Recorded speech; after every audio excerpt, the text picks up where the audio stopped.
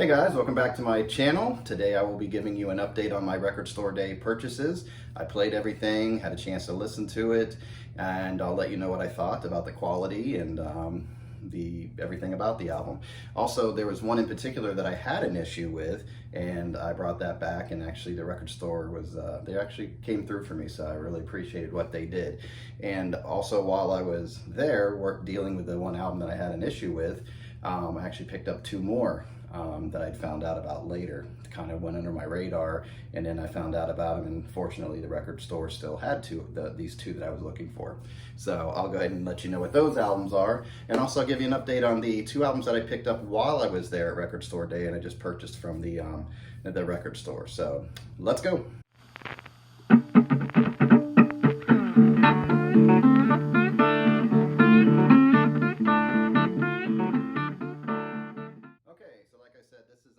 For my record store day purchases. We'll start with this one right here, and this was my problem child right here. This was Sarah Bareilles. It was an album I was looking forward to. I own two of her albums now. This one, obviously, and then Blessed Unrest, which I discussed in a previous video. The issue that I had with this was when I put the album on, I noticed, and actually this album has a similar problem, but it actually plays much better.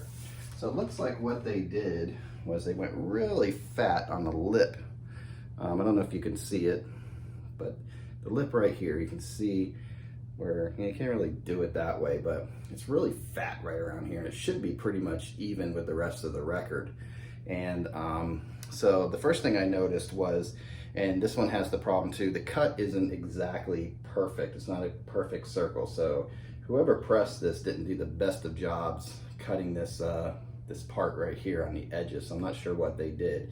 But the other copy, no matter where I put the needle and put it on, it went right into the song really quick. You can hear the needle kind of skip across it. And then the sound in the beginning was very muddy and had a lot of pops. And that's just definitely something I'm not expecting when I buy a new album.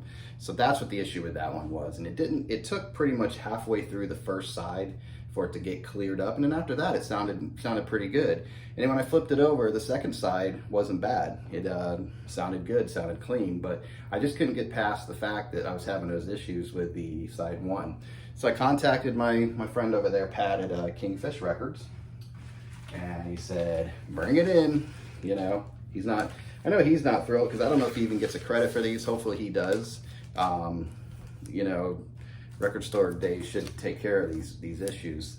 There was another channel I was watching, and one of their pressings, side 2, was just completely almost demolished. It looked like a machete had been taken to it, and just these big slashes through there. So why didn't somebody in quality control notice that? That's kind of crazy. So anyway, Pat hooked me up, said bring the record in, and 2 days later he had a new record for me. So again, this was Sarah Bareilles' debut album, and a little voice, and it sounds good. This copy is fine. And I was going to show you, because I don't even think I opened them originally. I can't remember if I did or not. So if I'm repeating myself, I apologize. But you had the original sleeve for the album. Pretty cool. Got the lyrics there, picture here, and some credits, and a little note written just to me. How nice. You know, right there in ink from Sarah saying thank you for all your support and all that fun stuff. I'm assuming this is a copy. I don't think she did, 10,000 of these. So, but it's cool. It's cool how they did it. So it's still a personal letter from her, and made it a little bit different than just buying a regular copy of it. So, like I said, this one sounds fine. So I'm happy with it, and it's what I expected it to sound like. So it's definitely a keeper. I don't know why I'm trying to put that in here, because these sleeves do not fit into these records. So I'll kind of give you a quick idea of how I do this, and you've probably seen this 100 times. Once I get the old sleeve back into there, somehow, without messing anything up, and my cool inserts, whatever inserts I have, I just slide it in. Put this bad boy in first, Sometimes it gives me a little bit of an issue. There we go. And just kind of slide it in. And then I just take my album and I put it here. Somehow. There we go. So that's how you'll see most of my albums. You'll have the album here, and then you'll see the record there, and it's easy. I can just pull it right out. The only thing I had a kind of question about, because I know a lot of people do it this way, and I wonder if they put their albums in there a little differently, because the whole point is to protect this thing, and when it's inside the album cover, it protects it from that dust getting in.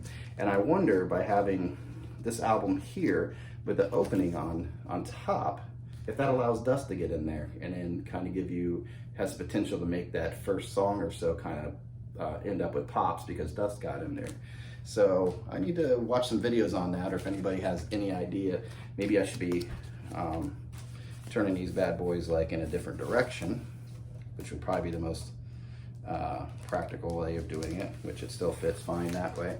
So I'm wondering if I should be turning it that way, because see these little arrows here, that's telling you where the top of the record is, and that's giving you a nice protection right there from dust. So maybe I just answered my own question. Maybe I'll just start doing it that way. So anyway, this one sounded good. So definitely good start for Record Store Day once this issue was taken care of. So I was happy after that. Next one here was Stevie Nicks. And this was the expanded edition 2LP 180 gram featuring the original remastered album, early and alternate takes, soundtrack cuts. And it's got, I left a little thing there from Record Store Day. And there's her stuff. And like I said, I'm gonna change that out later, the direction of that album. So this one is cool. I believe this was just on regular, just regular black vinyl. Nothing fancy there. And yeah, I wish I would remember if I actually had these open. I don't know if I had these open or not. But just in case I didn't, here's what it looked like. There's the Stevie Nicks. It has a gatefold. Feels like something's in there. And there's your inside. And there's my light shining on there, so I need to figure that out. So there's the inside. Pretty cool. The Stevie dancing around. And then I believe this is the original back of how it looked. And the front, that would be, but here's the original album. So there's sort of your side-by-side comparison of how they looked. So pretty cool, pretty much the same. And there's your back, yeah, so pretty much the same thing, but this one is not a gatefold, so they went with a gatefold on that one, which is kind of neat. Let me see, was there something inside? Yeah, so there's a booklet in here. Cool little booklet. It says, "Come in out of the darkness," is what it says right up in here. And it looks like just the story of, I read this a little bit. It's a cool picture of Stevie with that. I don't know if that's a macaw, what that is. I think the producer on this was Jimmy Iovine. I'm horrible with names, so anyway, she ended up having a relationship with the producer. In here it said she pretty much they hit it off right away and went into a relationship, and that relationship added to the magic of this album coming together. It was just like the right moment. And I believe this producer, I need to get it right here. I think it's Jimmy Iovine here. I'm probably not even pronouncing his name correctly. Yeah, Jimmy Iovine. So anyway, that's them right there. And he was working with Tom Petty and the Heartbreakers, and I know there was a quote at one time where Stevie Nicks said she wanted to be a heartbreaker, and I don't know if it's Tom Petty or one of the guys in the group said, no, there's no girls in the Heartbreakers. So she felt like she came close to being a heartbreaker, I guess, with this, because obviously Tom Petty does Don't Stop Dragging My Heart Around on this. Mike Campbell worked with her on this. The keyboard player for Benmont Tench, I hope I'm pronouncing that correctly, Tom Petty's keyboard player, worked with her on this and actually helped her set up some of the songs before they actually went into the recording process. So it's her connection with the Heartbreakers. And there's a song on one of Tom Petty's albums, I don't know if it's right around this time, where Stevie does some backup vocals on there. I don't remember the album at this point. But anyway, cool little insert on there. I think that's all the inserts for it. Now, if there's something else in there, just full of all kinds of surprises. Probably actually the original sleeve. Oh no, this was the one that was weird. I had, it came with 2 of these inserts, 2 of those booklets. So hopefully somebody is not missing one. Well, they just didn't see mine for some reason and gave me 2. So anyway, there's 2 of those bad boys in there. I guess if I mess up one, I have an extra, who knows. So anyway, and played this, sounds great. The song, so no pops at all. Side 1, side 2 sounded great, so that's the original album. Then the second album, side 3, and I believe side 3 was the alternate takes on some of the songs. You can definitely tell where they began, but definitely so much better where they ended up. And side 4 had, let's see, Golden Braid and Sleeping Angel and If You Were My Love. I believe those are 3 songs that were outtakes from the album that didn't make it on the album. Then was The Dealer also one? Oh no, I'm sorry, Sleeping Angel. I guess it was an outtake, but it was also a song that was put on the Fast Times at Ridgemont High album, so that's on there. And there's 2 versions of that. I guess the one that ended up on the soundtrack, and then a sort of a alternate version of that. And then Blue Lamp was another one on side 4 that was from the heavy metal soundtrack.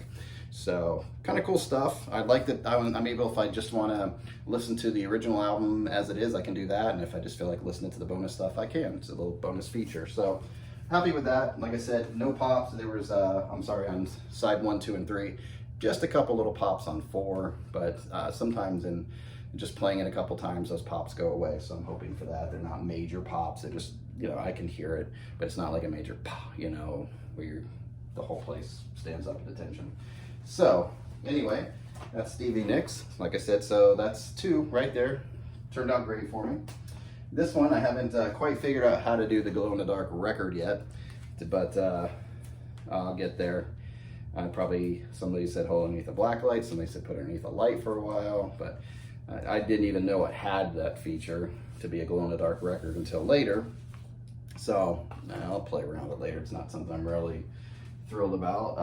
Not thrilled about, but you know, excited to do. I don't know how often I'm in here with the lights completely turned out so I can see a glow-in-the-dark album in there. So just kind of cool knowing that it does it. So anyway, this gives you an idea of what the glow-in-the-dark album looks like. It just looks like kind of a yellow album. Yellowish, light, like stained white, dirty white kind of look. So very clean, nice cut, no issues. Played these bad boys, no problem. So number 3, still, it's great. We're doing great for Record Store Day here. I'll give you an idea of what it looks like. And these are songs that were a lot of outtakes. I was reading up on this, and it sounds like they wanted to do a sequel to Hot Rocks, obviously, because it's more Hot Rocks, because that was a big selling album for the Rolling Stones. So they just decided to do this. I don't think this is quite as strong as Hot Rocks, the first one, but it still has some really good stuff on here. So I'm glad I bought it. It's a neat purchase. I just like what they did with the front of it. And you have a cool gatefold there. Psychedelic thing going on. So it's pretty neat. And it came with, tells you here, it comes with exclusive limited edition 2 180 gram glow-in-the-dark vinyl, lithographs on archival paper, original gatefold art. So here's the original record sleeve for album 1. I'm gonna assume that this is what the original looked like when it first came out. And the other thing here is cool. I'm trying to be careful with it, but this is what they're talking about, the lithographs on archival paper. And they're really sharp looking. I don't know if the camera gives you a good look at it, but the blues in here really stand out. They're really nice. They're cool in there, the Stones. And these are all just black and white. That's pretty cool. Be something you could put up like artwork. So these could come in handy later if I get a different room or different setup. Or I could put stuff up like that. And then pretty much the same. I think this is the same thing I just showed you. This is for album 2. it looks like the same stuff. So they didn't do anything really different for between the two albums. But so anyway, this sounded really good. I was concerned anytime they do anything different that I'm not familiar with, like Glow in the Dark Records. I'm like, oh boy, is this going to be the same issues I have with picture discs? But not a problem with this, not at all. Sounds great. So I'm happy I made that. Happy I decided to make that purchase on that one. So I'm happy with that. Next one here is Art Pepper, and this is one everybody was ranting and raving about, and I'm like, okay, I have no Art Pepper, let's see what the big deal is. This is a great jazz album. I'm still new to jazz, so I'm telling you, I'm starting to learn more and more every day about jazz, and I've realized I'm into the bop type jazz, hard bop, like Art Blakey and things like that, and this, I think, fits into the bop category. But as a beginner, still in jazz, I still don't like the really way out there experimental stuff.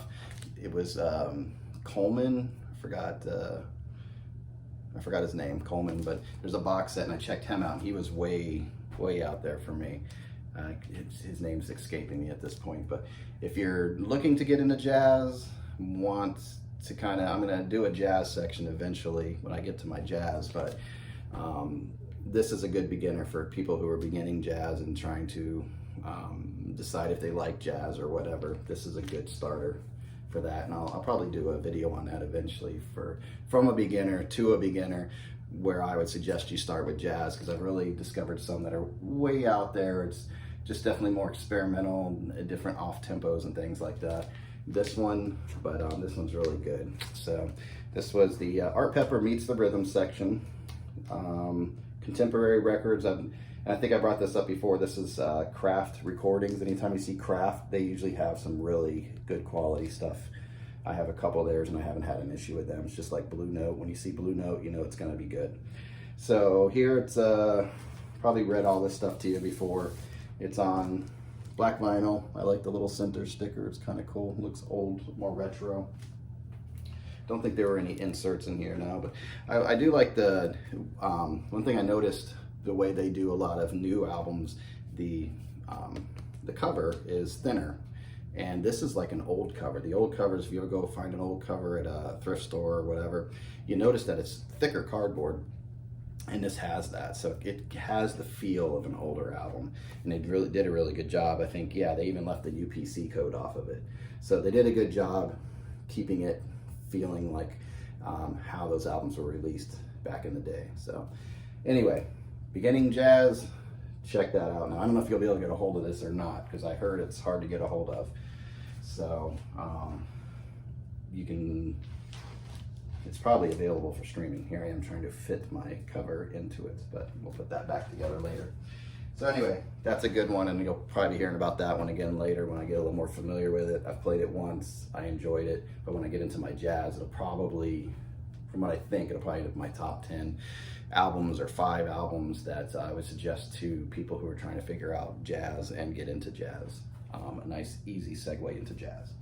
All right, so while I was there, going back, dealing with my Sarah Bareilles issue, I had time in between to look at some stuff and watch some videos, and people were talking about this one in particular that I didn't pick up, and it really just, I guess I was looking at other stuff, kind of went underneath my radar, and when you look at the people that are on this is called Golden Smog. This is kind of just like a little experimental deal with some guys that were pretty much on their way into bands that were getting ready to take off. One in particular was the Jayhawks. The 2 guys from the Jayhawks, I believe, Gary Loris and Mark Perlman, they ended up on Hollywood Town Hall. That's a friend of mine raves about that album. It's not one that I particularly got into, but I always like the lead singer's voice, and he does a couple songs on here. But there are Jayhawk stuff that I've liked along the way. So they're getting ready to take off. Then you had the lead singer of Soul Asylum, Dan Murphy. He does I think Shooting Star. His voice is harder for me to handle. I never, Runaway Train, it fit for that song, but his voice is always just almost like out of tune for me. But you know, I listen to Dylan, so, you know, you still, you give it some time, you know. But anyway, Shooting Star sounds good. It's just different, you know. You're used to Paul Rogers, clear, in tune, strong voice, and the guy from Soul Asylum, his voice is just, you know, different. So it's probably taken me a while to get used to that song, but the musicianship, as far as the sound of the album and the looseness of it, you can tell they were having a good time with this. So this is I think there were only 5 songs on this. One's a Thin Lizzy song, Cowboy Song, Backstreet Girl, I think that's the Stones, and Easy to Be Hard. One of those are from Hair, but I think Three Dog Night covered it or something. So anyway, this was limited edition of 5,500 copies, the 30th anniversary, and the first time this was on vinyl. So it's just kind of a cool one. I think it's one that's going to grow on me. There's one or two that I like. Cowboy Song is going to take some time to grow on me, but I know they're going to. It's coming. So I'll just listen to it a little bit more. Anyway, so that's Golden Smog right there. And there's a whole, yeah, so Backstreet Girl was the Stones, Shooting Star was Bad Company, Cowboy Song was, I believe, Thin Lizzy, and that was off the Jailbreak album, I think. Don't quote me on that. Easy to Be Hard, and it tells you all about it in here. Anyway, so they look like they're having a good time, and they just got together and put those 5 songs together. And with it being an EP and only 5 songs, they did something kind of neat with it. So you have this side, which is your regular album, but what was cool, since they didn't have anything to put on the second side, they did an etching, and it says Golden Smog. So I don't know if you can see it that well. It is right there. Yeah, you can see my lighting, my cool UFO lighting over there. Anyway, so it's a cool etching that they did on there. Something kind of neat they just kind of threw in there, knowing that there wasn't the side 2 to give you. So just a big EP, but I'm glad I got that one. The next one here, didn't even hear about these guys. Well, I've seen the cover of one of their albums before. This is Delvon Lamar Organ Trio, and I've seen his album cover before in the store, and they kind of mentioned to me in passing, and I was like, you know, I'll check it out later. And these guys are cool. This actual recording was made, I believe, in 2018 at a record store day, but they never released it until this record store day. This one I don't remember even seeing on the record store day list, but I might have just gone right over it. But I like everything about this. These guys to me are like jazz, R&B, funk. It's all instrumental stuff. The guitar player gets out there a little bit, and it's really cool what he does and kind of breaks it up a little bit. The organ is present, obviously, because it's called the Organ Trio, so it's very present in there. But everything that's going on, the drummer's awesome. So you got jazz licks in there, then you have some R&B funk kind of thing going on. So they're all over the place, but it goes together really well. I'd almost put this in like beginner jazz, but it goes into other categories. Maybe it'd be a jazz fusion style, but that's me still learning what these things would fall underneath as far as category. But anyway, everything about this I really like. Besides the fact that it's just great music, just love everything on this. I'm still not familiar with the particular songs, but I listened to it all the way through, and there's not anything that got boring to me or that I didn't like, so it's cool. So the front is cool. It's like a painting on canvas is what it looks like. So I wonder if that's available somewhere. You can kind of see that. And it's a gatefold. And the inside is like your studio, probably your studio tape information, track listings and things like that. So that's kind of cool.